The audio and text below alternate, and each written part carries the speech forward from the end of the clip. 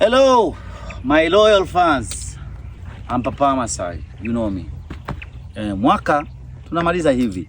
Leo ni ni video ya mwisho ya mwaka tarehe 31. Hii ndio video ya mwisho wa mwaka huu. Mwaka ujao sasa, ambao ni kesho tarehe 1. So guys, I told you. Nataka nikuambie kitu. Watu wote, artist, politicians, watu wa kawaida, mwaka unaokuja ni mwaka wa mafanikio.